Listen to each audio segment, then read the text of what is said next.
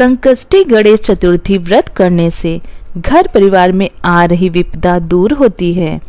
कई दिनों से रुके मांगलिक कार्य संपन्न होते हैं तथा भगवान श्री गणेश असीम सुखों की प्राप्ति कराते हैं।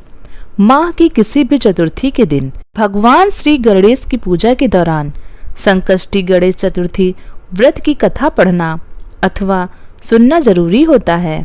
इससे संबंधित 4 कथाएं प्रचलित हैं। पहली कथा पौराणिक एवं प्रचलित श्री गणेश की कथा के अनुसार एक बार देवता कई विपदाओं में घिरे थे। तब वह मदद मांगने भगवान शिव के पास आए। उस समय शिव के साथ कार्तिकेय तथा गणेश जी भी बैठे थे। देवताओं की बात सुनकर शिव जी ने कार्तिकेय व गणेश जी से पूछा कि तुम में से कौन देवताओं के कष्टों का निवारण कर सकता है। तब कार्तिकेय व गणेश जी दोनों ने ही स्वयं को इस कार्य के लिए सक्षम बताया। इस पर भगवान शिव ने दोनों की परीक्षा लेते हुए कहा कि तुम दोनों में से जो सबसे पहले पृथ्वी की परिक्रमा करके आएगा वही देवताओं की मदद करने जाएगा। भगवान शिव के मुख से यह वचन सुनते ही कार्तिकेय अपने वाहन मोर पर बैठकर पृथ्वी की परिक्रमा के लिए निकल गए। परंतु गणेश जी सोच में पड़ गए कि वह चूहे के ऊपर चढ़कर सारी पृथ्वी की परिक्रमा करेंगे तो इस कार्य में उन्हें बहुत समय लगेगा। तभी उन्हें एक उपाय सूझा।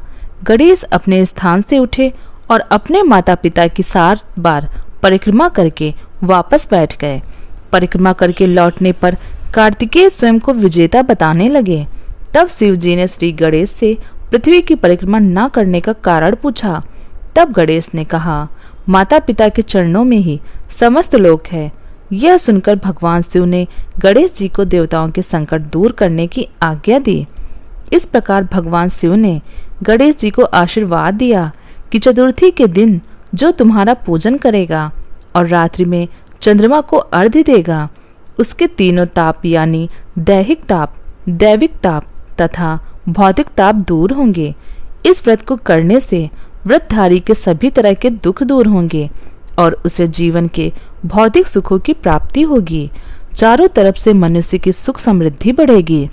पुत्र पौत्रादि धन ऐश्वर्य की कमी नहीं रहेगी। गणेश चतुर्थी व्रत की दूसरी कथा। एक समय की बात है, राजा हरिश्चंद्र के राज्य में एक कुम्हार था। वह मिट्टी के बर्तन बनाता था लेकिन वे कच्चे रह जाते थे। एक पुजारी की सलाह पर उसने इस समस्या को दूर करने के लिए एक छोटे बालक को मिट्टी के बर्तनों के साथ आवा में डाल दिया। उस दिन संकष्टी चतुर्थी का दिन था। उस बच्चे की माँ अपने बेटे के लिए परेशान थी। उसने गणेश जी से बेटे की कुशलता की प्रार्थना की। दूसरे दिन जब कुम्हार ने सुबह उठकर देखा तो आवा में उसके बर्तन तो पक गए लेकिन बच्चे का बाल बांका भी नहीं हुआ था। वह डर गया और राजा के दरबार में जाकर सारी घटना बताई।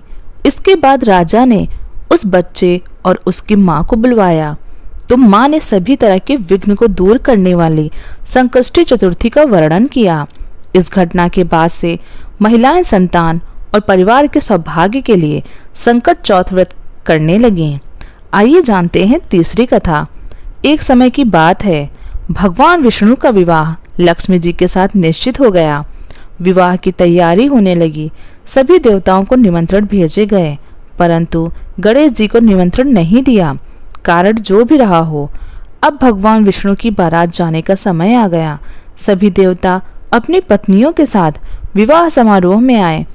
उन सब ने देखा कि गणेश जी की कहीं दिखाई नहीं दे रहे हैं। तब वे आपस में चर्चा करने लगे कि क्या गणेश जी को न्योता नहीं दिया गया है या स्वयं गणेश जी यहाँ नहीं आए। सभी को इस बात पर आश्चर्य होने लगा। तभी सबने विचार किया कि विष्णु भगवान से ही इसका कारण पूछा जाए। विष्णु भगवान से पूछने पर उन्होंने कहा कि हमने गणेश जी के पिता भोलेनाथ महादेव जी को न्योता भेजा है। यदि गणेश जी अपने पिता के साथ आना चाहते हो तो आ जाते। अलग से न्योता देने की कोई आवश्यकता भी नहीं थी। दूसरी बात यह है कि उनको 1.25 मन मूंग, 1.25 मन चावल, 1.25 मन घी और 1.25 मन लड्डू का भोजन दिन भर चाहिए। यदि गणेश जी नहीं आएंगे तो कोई बात नहीं, दूसरे के घर जाकर इतना सारा खाना पीना अच्छा भी नहीं लगता। इतनी वार्ता कर ही रहे थे कि किसी एक ने सुझाव दिया, यदि गणेश जी आ भी जाएं तो उनको द्वारपाल बनाकर बैठा देंगे कि आप घर का ध्यान रखना। आप तो चूहे पर बैठकर धीरे धीरे चलोगे तो बारात से बहुत पीछे रह जाओगे। यह सुझाव भी सबको पसंद आ गया तो विष्णु भगवान ने भी अपनी सहमति दे दी। होना क्या था कि इतने में गणेश जी वहां आ पहुंचे और उन्हें समझा बुझाकर घर की रखवाली करने के लिए बैठा दिया गया। बारात चल दी। तब नारद जी ने देखा कि गणेश जी तो दरवाजे पर ही बैठे हुए हैं, तो वे गणेश जी के पास गए और रुकने का कारण पूछा। गणेश जी के कहने लगे कि विष्णु भगवान ने मेरा बहुत अपमान किया है। नारद जी ने कहा कि आप अपनी मूषक सेना को आगे भेज दें तो वह रास्ता खोद देगी, जिससे उनके वाहन धरती में धंस जाएंगे। तब आपको सम्मानपूर्वक बुलाना पड़ेगा। अब तो गणेश जी ने अपनी मूषक सेना जल्दी से आगे भेज दी और सेना ने जमीन पोली कर दी। जब बारात वहां से निकली तो रथों के पहिए धरती में धंस गए। लाख कोशिश करी परंतु पहिए नहीं निकले। सभी ने अपने अपने उपाय किए परंतु पहिए तो नहीं निकले, बल्कि जगह जगह से टूट गए। किसी की समझ में नहीं आ रहा था कि अब क्या किया जाए। तब नारद जी ने कहा, आप लोगों ने गणेश जी का अपमान करके अच्छा नहीं किया। यदि उन्हें मनाकर लाया जाए तो आपका कार्य सिद्ध हो सकता है और यह संकट टल सकता है। शंकर भगवान ने अपने दूत नंदी को भेजा और वे गणेश जी को लेकर आए।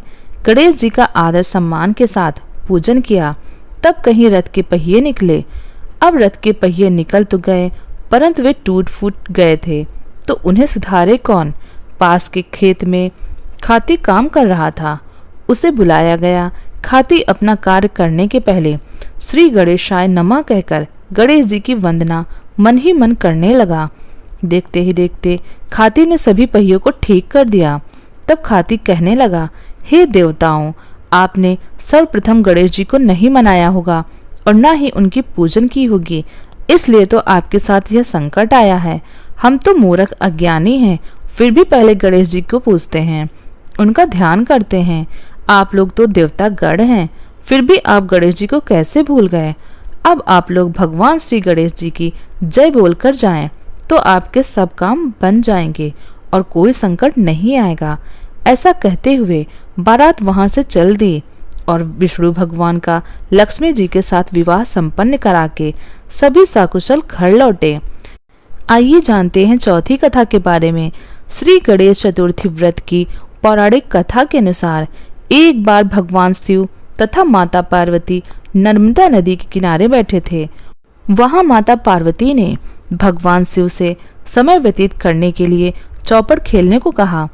शिव चौपड़ खेलने के लिए तैयार हो गए, परंतु इस खेल में हार जीत का फैसला कौन करेगा, यह प्रश्न उनके समक्ष उठा।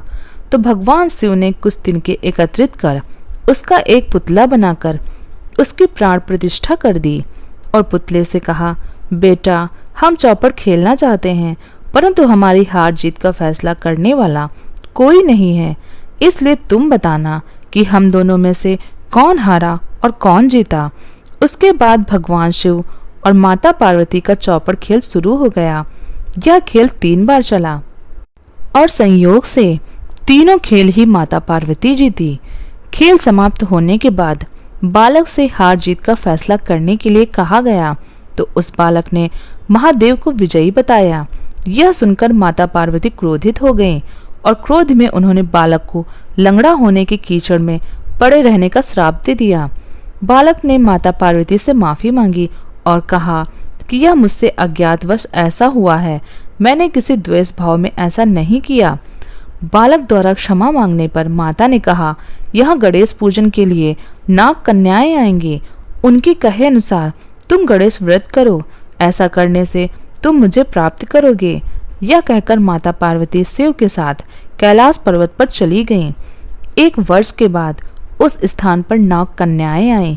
तब नाग कन्याओं से श्री गणेश के व्रत की विधि मालूम करने पर उस बालक ने 21 दिन लगातार गणेश जी का व्रत किया। उसकी श्रद्धा से गणेश जी प्रसन्न हुए। उन्होंने बालक को मनोवांछित फल मांगने के लिए कहा। उस पर उस बालक ने कहा, हे विनायक, मुझ में इतनी शक्ति दीजिए कि मैं अपने पैरों से चलकर अपने माता पिता के साथ कैलाश पर्वत पर पहुंच सकूं और वे देख के प्रसन्न हों। तब बालक को वरदान देकर श्री गणेश अंतर ध्यान हो गए। इसके बाद वह बालक कैलाश पर्वत पर पहुंच गया और कैलाश पर्वत पर पहुंचने की अपनी कथा उसने भगवान शिव को सुनाई। चौपड़ वाले दिन से माता पार्वती शिव जी से विमुख हो गई थी, अतः देवी के रुष्ट होने पर भगवान शिव ने भी बालक के बताए अनुसार 21 दिनों तक श्री गणेश का व्रत किया। इस व्रत के प्रभाव से माता पार्वती के मन से भगवान शिव के लिए जो नाराजगी थी वह समाप्त हो गई। तब यह व्रत विधि भगवान शंकर ने माता पार्वती को बताई। यह सुनकर माता पार्वती के मन में भी अपने पुत्र कार्तिकेय से मिलने की इच्छा जागृत हुई। तब माता पार्वती ने भी 21 दिन तक श्री गणेश का व्रत किया तथा दूर्वा फूल और लड्डुओं से गणेश जी का पूजन अर्चन किया। व्रत के 21वें दिन कार्तिकेय स्वयं माता पार्वती जी से मिलने आ गए। उस दिन श्री गणेश चतुर्थी का यह व्रत समस्त मनोकामनाओं की पूर्ति करने वाला व्रत माना जाता है। इस व्रत को करने से मनुष्य के सारे कष्ट दूर होकर मनुष्य को समस्त सुख सुविधाएं प्राप्त होती हैं। दोस्तों, आपको यह कहानी कैसी लगी कृपया करके कमेंट बॉक्स में जरूर बताएं। हमारे वीडियो को लाइक करें और हमारे चैनल को सब्सक्राइब करें। धन्यवाद। गणपति बप्पा मोरया।